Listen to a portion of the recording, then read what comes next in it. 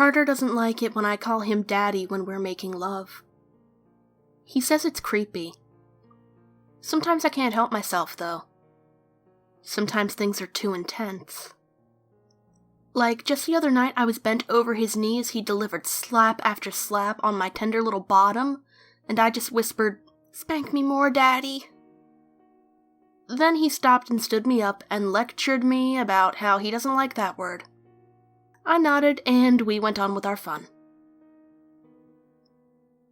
This past Tuesday, I was home alone. I get lonely when Carter's at work. There was nothing on TV, and I was bored and just not feeling so great. Plus, it doesn't help that our house is old and makes weird noises all the time.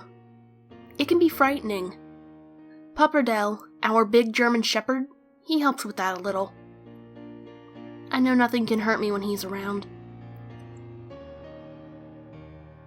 A few hours before Carter got home, I was petting Pupperdell when his ears perked up and he started to growl. I got scared. I thought it might be the monster.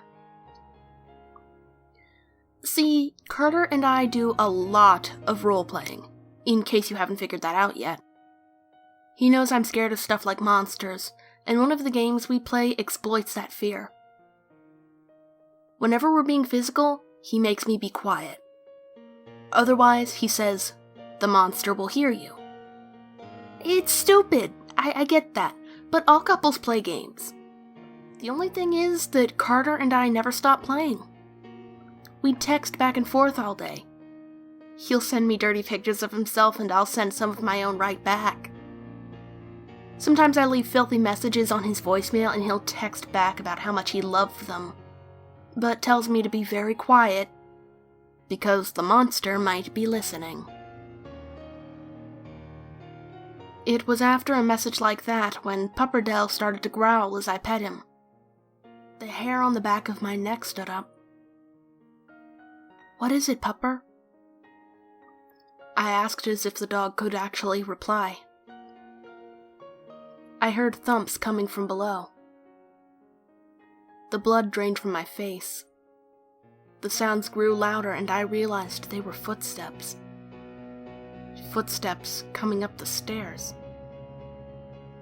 I sat back on the bed, wide-eyed and frightened. The door opened. Staring at me from the doorway was the monster we'd just been talking about. My phone fell in my lap. "Who are you talking to?" the monster asked. Pupperdell's growling stopped. He walked up to it and began licking its hand. I didn't respond. "I came home from work early to see how you're feeling. You're supposed to be resting and getting better, not talking to your friends. I don't want you missing another day of school." The monster crossed the room and put its hand on my forehead. "You don't have a fever, so that's good." It studied my phone in my lap. The room grew cold and I felt a noose of claustrophobia wrapping around my neck. I was about to panic when it said, "Well, since you're up, text your father and see what he wants for dinner." It turned around and walked out. I waited until its footsteps had faded. Relief flooded through me. I'd never been caught by the monster before. I couldn't believe how close I'd come to something terrible happening to me. My heart was pounding in my chest so hard I could see it through my shirt. I picked up my phone and tried to type, but my shaky hands could only produce gibberish. I took a series of deep breaths. They helped. Slowly and methodically, I began to type out a message to Carter. "OMG, I saw the monster. I was so effing scared. It almost got me. I can't stop shaking." "What? Are you okay? Is it gone?" "Yeah, I'm fine. Just spooked." "Oh, man. It's okay, baby. I'll take care of you later tonight, I promise. But I gotta go now, okay?" Okay. Thanks. I can't wait to see you. But wait.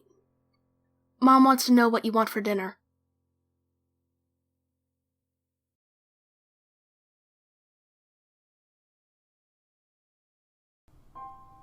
If you would like to see what kind of shenanigans I get up to when I'm not on YouTube, you can follow me on Twitter, Tumblr, and Instagram.